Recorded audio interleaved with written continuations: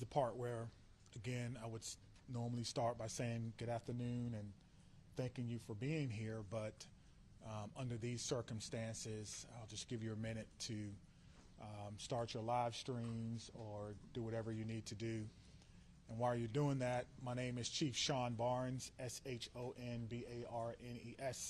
I'm currently the Chief of Police for the Madison Police Department. I'll be providing a brief update of the school shooting that we had today in Madison.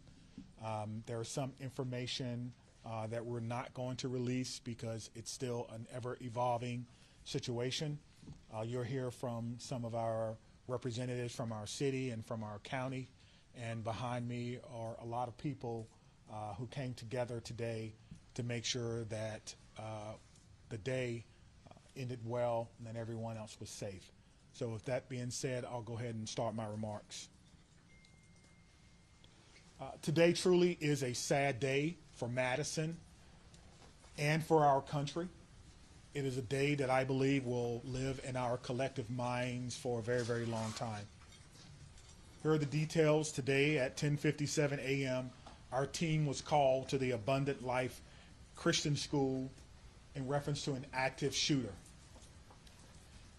We know that 3 people are dead, including the suspect shooter. We know that the suspect shooter was a teenage student who attended the school. At this time, we're not releasing the age or gender of the student or any other identifying remarks about the student. 2 other people have died. That died were a teacher and a teenage student. 6 other people were injured. 2 students are now in critical condition in the hospital, and these injuries are considered life-threatening injuries. 4 students are also at other area hospitals with non-life-threatening injuries. But these are just the physical injuries that we know about. We know that this was the middle of the day, of a school day, and so there will be other injuries that we'll have to face for a very, very long time. And we're going to do everything we can as a community to heal those injuries as well. Many of you have asked me about the why of this. Why did this happen? What do we know? What was the motivation? I do not know. But I will tell you this, our detectives are working hard in the investigative process to find out as many answers as we can so that we can further prevent these things from happening, not only in this community, but in other communities around our country. I think we can all agree that enough is enough. And we have to come together to do everything we can to support our students, to prevent press conferences like these from happening again and again and again. The school building itself is clear. We've cleared the school. There's no other threats or danger to the community. We're in the process now of what we call reunification. And what that simply means is making sure that every student that was in the school is present and accounted for and returned to their loved ones. This usually takes a while, but we have practiced, unfortunately, and practice, and that's why we're able to reunify students with their parents within hours of a school shooting. The reunification is taking place at the Dean Clinic on Stoughton Road, and I certainly thank them for their help. Again, we need our public to find an alternate route. If that is your normal way home as we get closer to the end of the day, please be patient or find another route home. We're currently processing the scene. We're interviewing those who may have been witnesses, and we're obtaining search warrants to get additional information.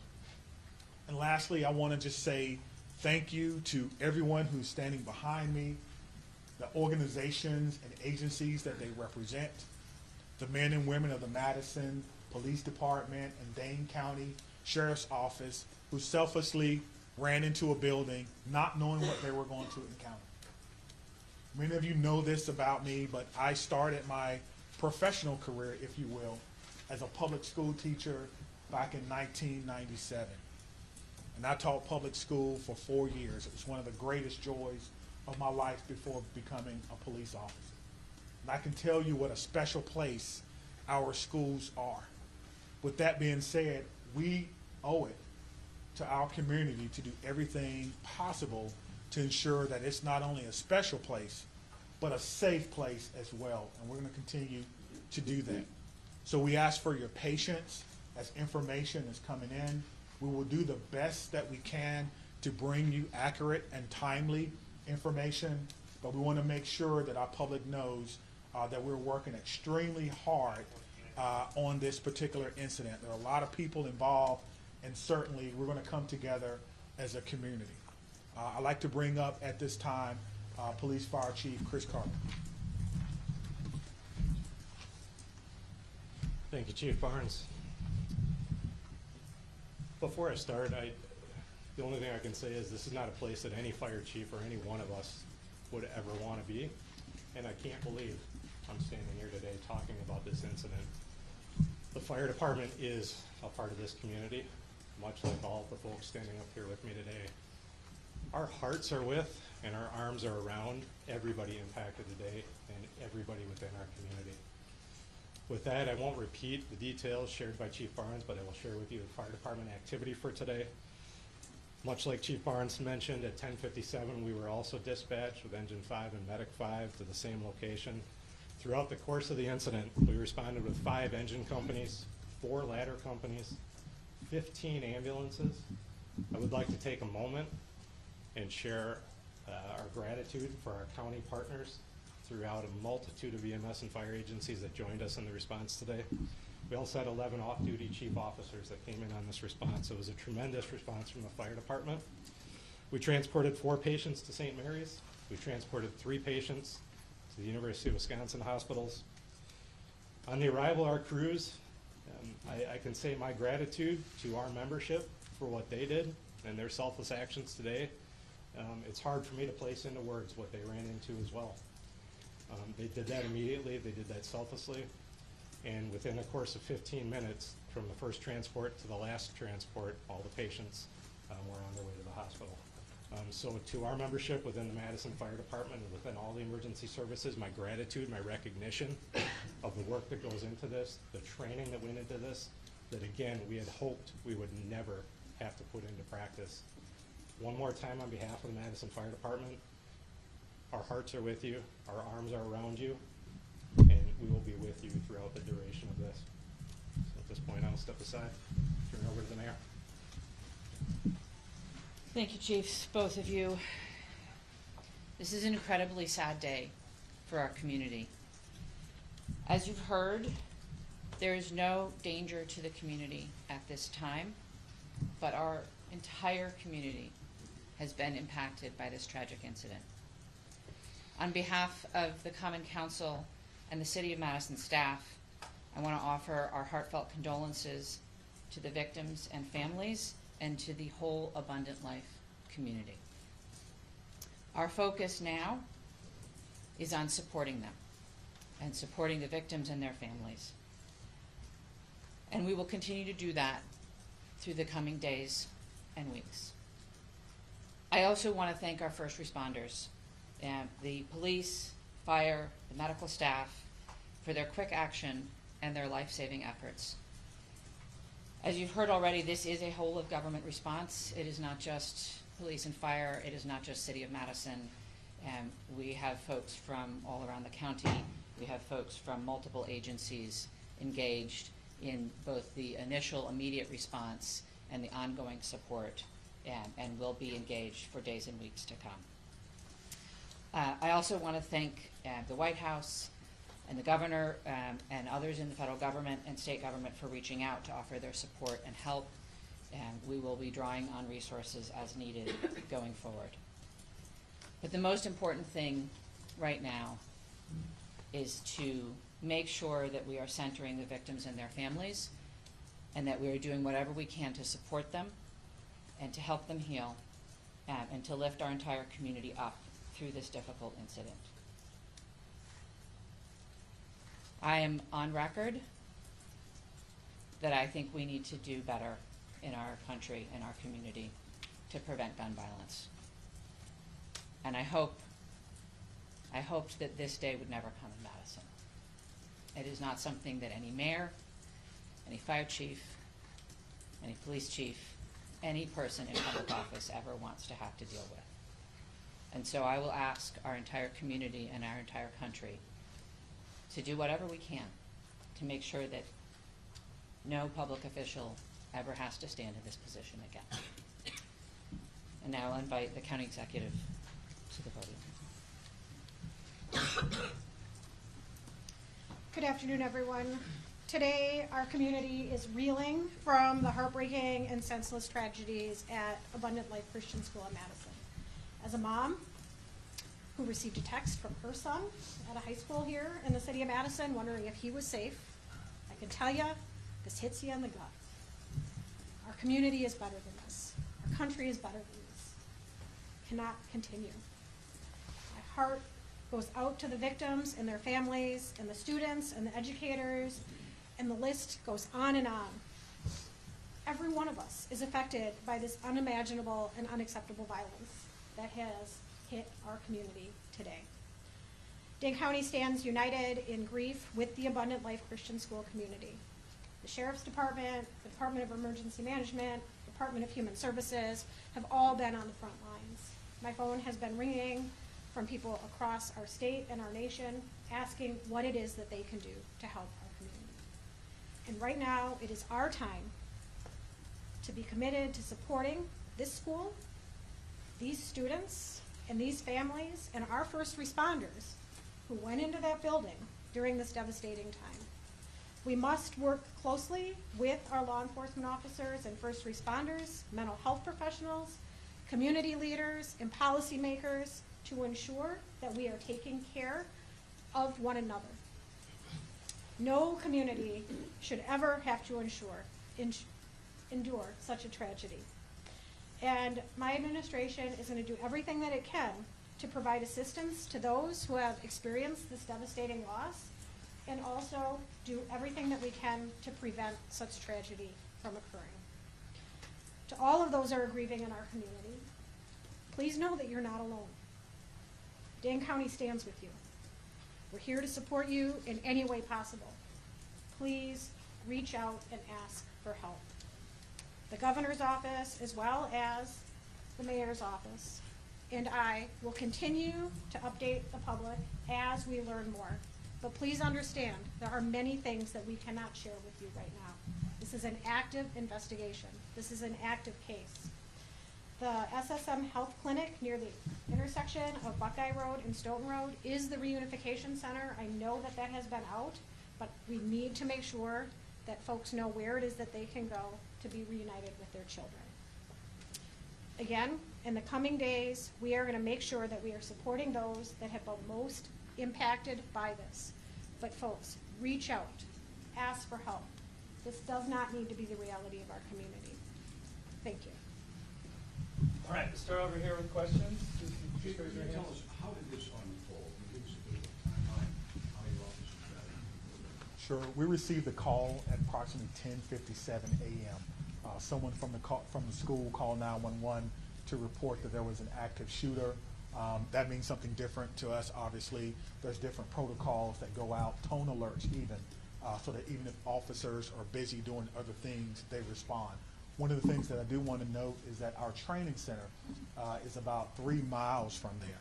We have special event team medics, those that work with the fire department, responded to this particular scene from their training day. So what began as a training day became an actual day. And so that's how this call originally came. Nicholas, did you have a question? What can you tell us, if anything, more about this shooter and what their motivations were, or have you made contact with their family members? Anything updated on that? Sure, there's nothing new that I can tell you about the shooter at this time. Again, as difficult as today is, that's still someone's child that's gone.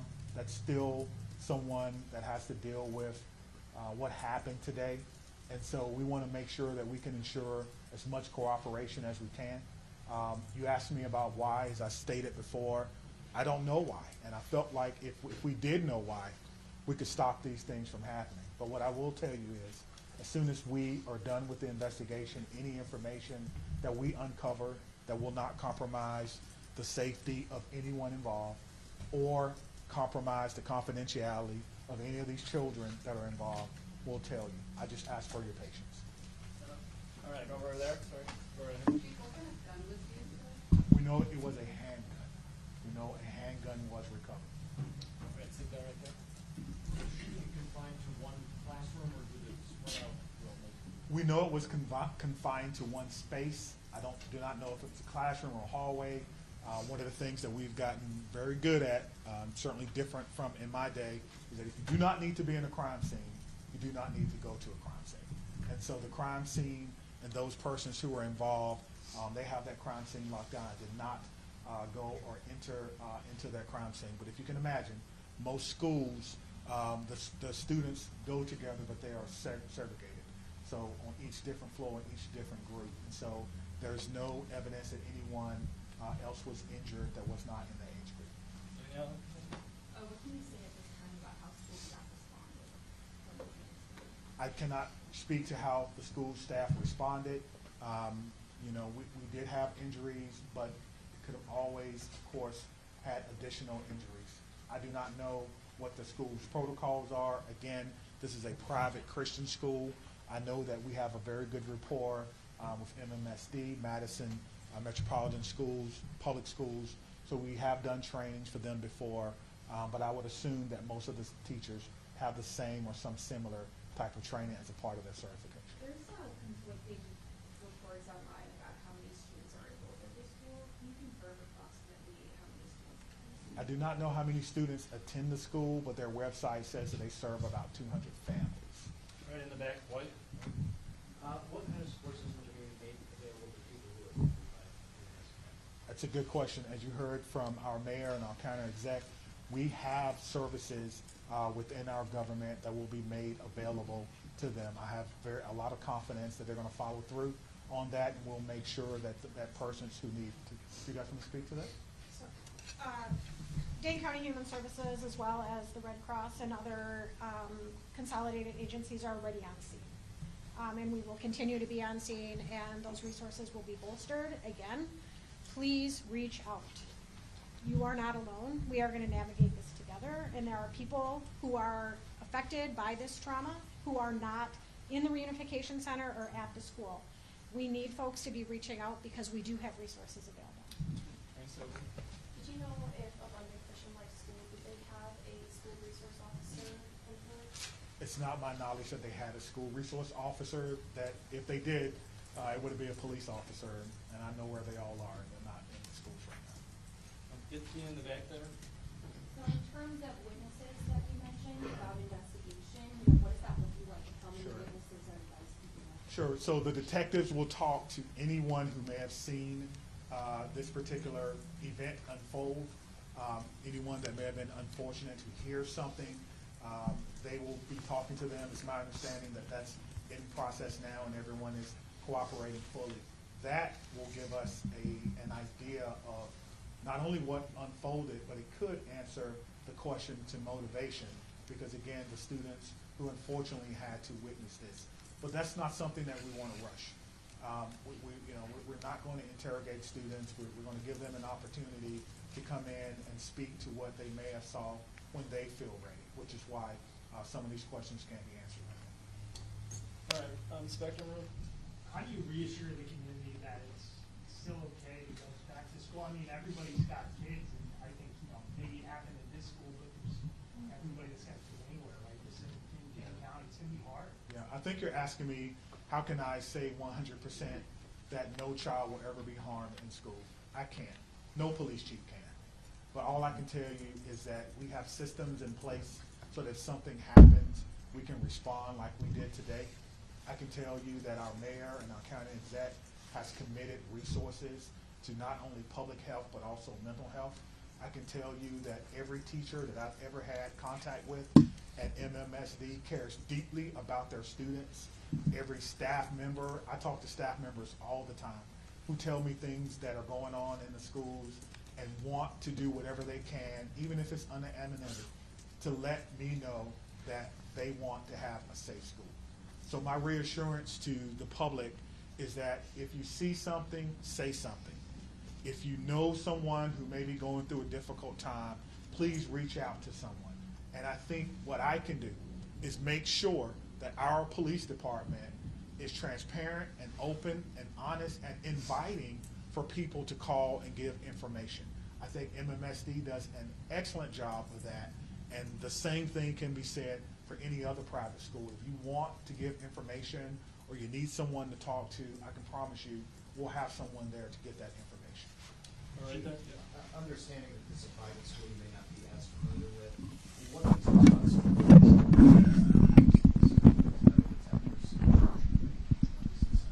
Yeah, that's a good question. I've never been in this school, unfortunately. I'm not aware that there were metal detectors in the school. That's something that we can certainly look at. Most schools have some form of surveillance or public space cameras, but that will be, of course, part of the investigation process. Scott? Chief, can you clarify, you said 7 were injured, but 6 were hospitalized, does that mean one's been treated for disease? And secondly, was the shooter standing cooperating with the investigation? Yeah, so it's two questions, but let me try